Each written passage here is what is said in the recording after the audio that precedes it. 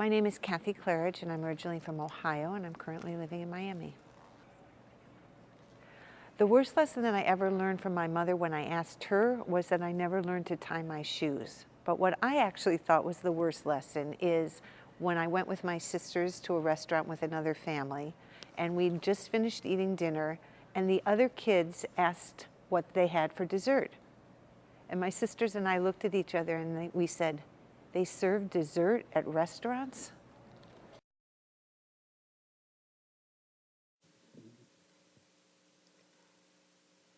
You sit down at the table with a scowl on your face, and I know you're going to give me a hard time. You glare at the shrimp as if they're going to bite you.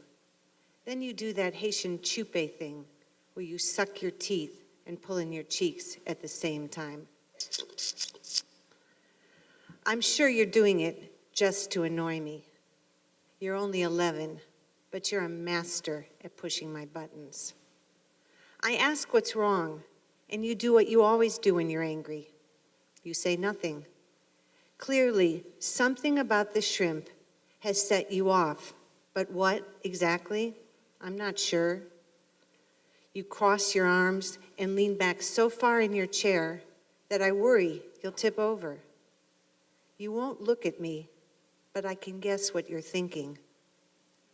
How the hell did I end up here with Whitey? You're probably cursing the day I met your dad, furious that I married him, that he made you move with us to the States, that he left you here with me when he went back to Haiti. Listen, this isn't easy for me either.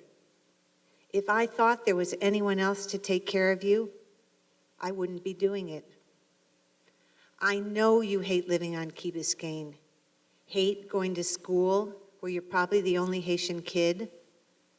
I know that you hate that I've cut your hair because it's too hard for me to braid. I really am sorry that I don't like to cook.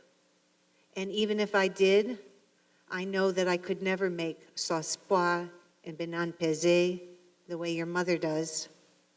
I'm sorry that La Carretta's rice and beans don't have Saint-Quen's flavor, and that I buy shrimp at Winn-Dixie instead of walking down to Marché Salomon to get it fresh from your favorite vendor.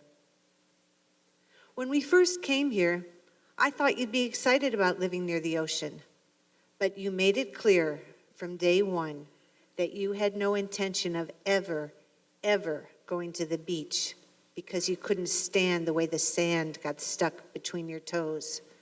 But I love the beach, and you're going to come with me when I go. And you're going to play softball, even though you hate the heat.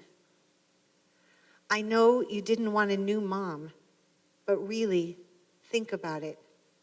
Your biological mom is a great cook, but she's never been much of a mom. Addiction does that. And your dad, well, he loves you too, but he's never been around much, at least not when we were married.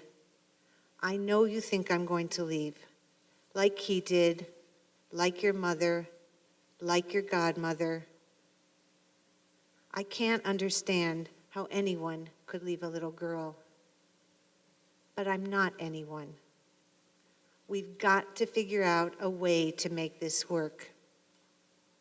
You pick up your fork, and for a second, I think you're actually going to eat the shrimp.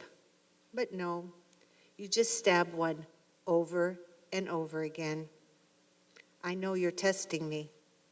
I'm sure you want me to grab your plate, make a scene, and give you the excuse you want to retreat to your room. I sit down across from you and pick up my own fork and stab too. I have no appetite either.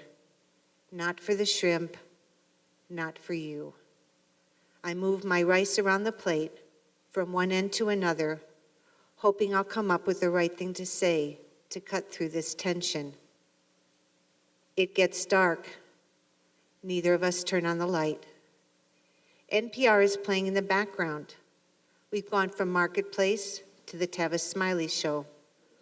Pretty soon, we'll hear 15 minutes of Creole. I wonder, Will it make you happy or homesick? Finally, my will gives out. I take my plate to the sink. When I flick on the light, I see your reflection in the window. You slip the shrimp and the rice into your napkin. You rinse your plate, clutch your napkin, and ask to be excused to do your homework. You stop in the bathroom and flush the toilet.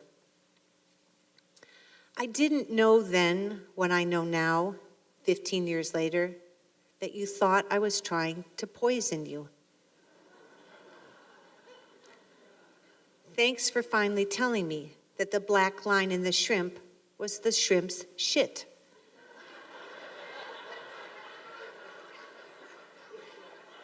There I was, serving you a whole plate of it. I wish you told me sooner, but there were a lot of things we didn't know how to say to each other. I couldn't tell you why I never went to your softball games.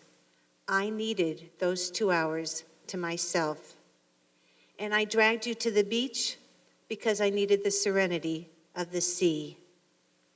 Today, there's little we can't say to each other. I love our conversations. I love that you ask for advice on everything, even cooking. I'm proud that you call me Mom, and I'm proud of the woman you've become, just as I'm proud of the mother I've become.